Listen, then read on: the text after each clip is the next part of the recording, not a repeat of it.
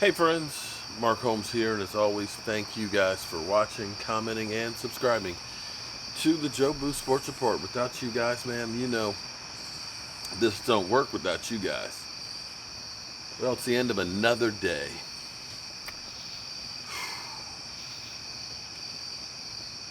I don't know about you, but I literally could bust. I just can't wait for the season to get here. I am so freaking excited. It's funny because I was on the bandwagon of going to get Earl Thomas. Which is one of those things that has been against the Dallas Cowboys DNA of late. The Dallas Cowboys have built this team through the draft and through homegrown talent. But I kept thinking that Earl Thomas could have been a game changer for the Dallas Cowboys. Cowboys wanted him, but they didn't want him for what he went for. And that's when they realized, nah, we're okay. And at the moment, you look at what the Cowboys have done, We looked at and we second guessed draft day why we didn't go get one of those safeties that were right there.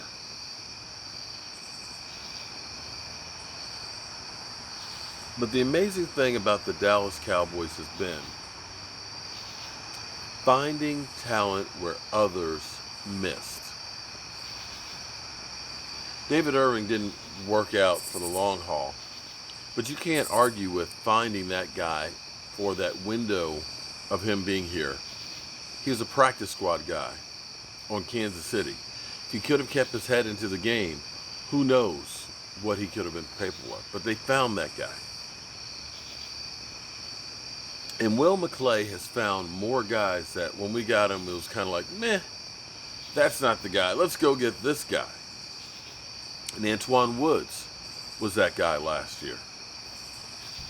Antoine Woods started out fourth string on the depth chart, and I guarantee you, most people didn't think he'd make the squad, much less do the damage that he did last year. And that's the thing that the Dallas Cowboys have been able to do, because see, when you find these nobodies or undiscovered talents, you're not paying much for them. You think about Earl Thomas for about $13 million. Aging, injuries, incredible player when he's healthy. But if we looked at that $13 million right there, where would our cap situation be at the moment? Not real good. We'd be about $11 million left right now, having to sign all the people we have to sign. But you start looking and you're seeing the geniusness of Will McClay.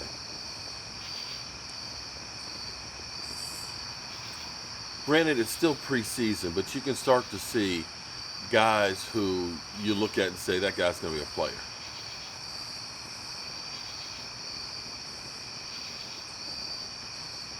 When you think about Dak being drafted by Will McClay,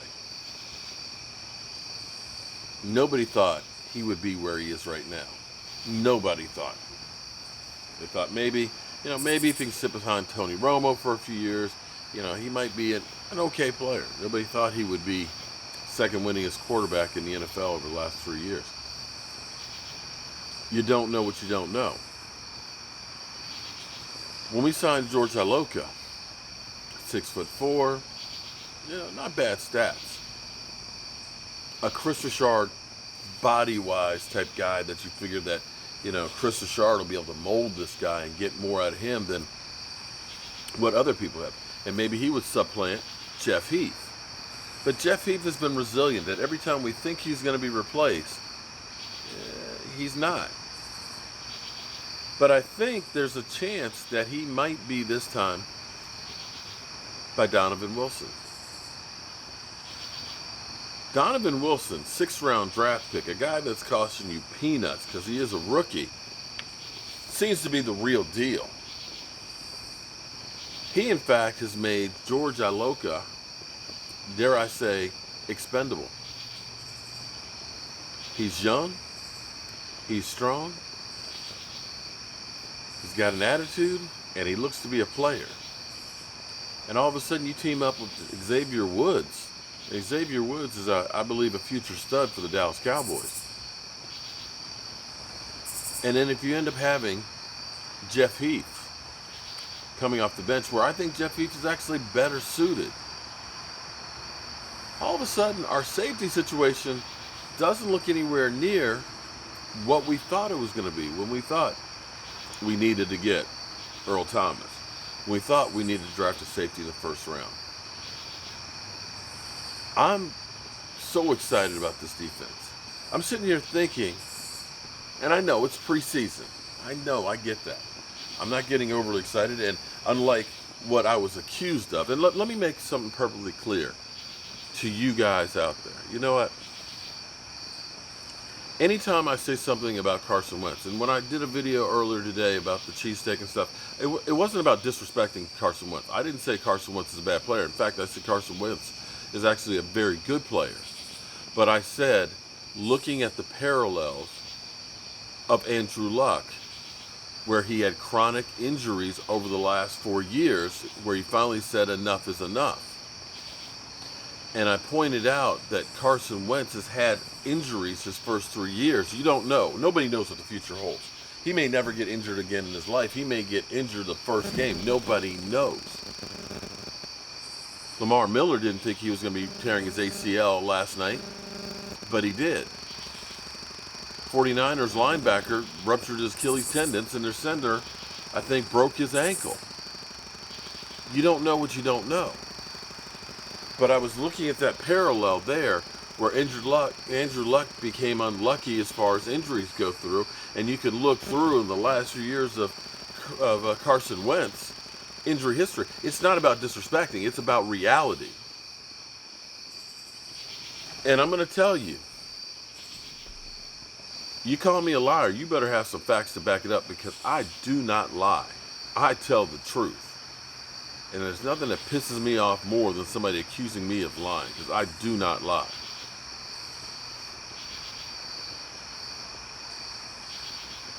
But I look at this defense and think, my God, it's preseason, but they gave up 1 touchdown. And that was on a muff punt on a short field. These guys, we got a defense like we've not had in forever. And this is without DeMarcus Lawrence, without Robert Quinn, without Byron Jones, without Tyrone Crawford.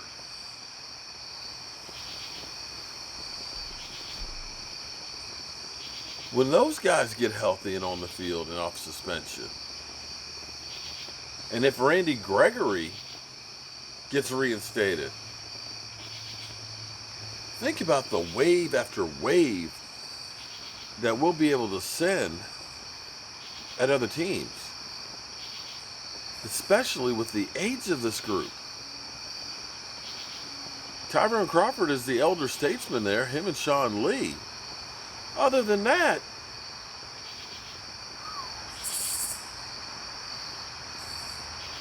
watch these guys grow together. Take note, NFC East. Take note, NFL. The Purge Squad is coming. And they're going to do some damage.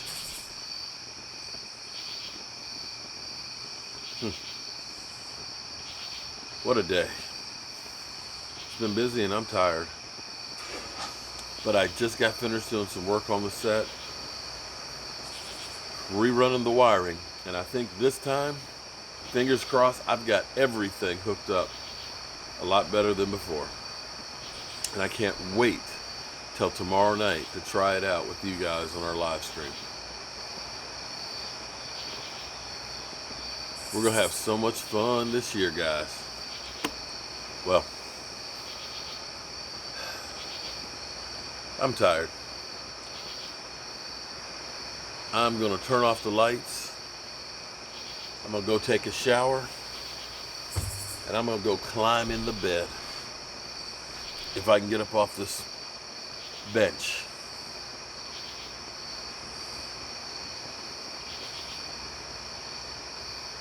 I'll see you guys first thing in the morning. Hopefully, we'll start to hear some good news about Zeke Elliott's situation. If we can get him in here, watch out, NFL.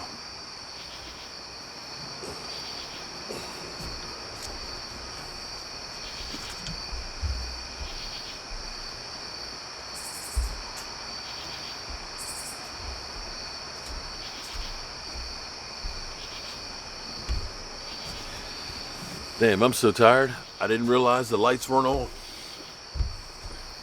We were literally doing this by fireside flame. Yeah.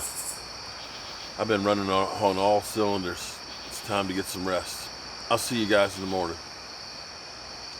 Turn down the lights. This party's over. They say that all good things must end. Call it the night. This party's over. And the next year, in the same old whatever thing. Good night, y'all.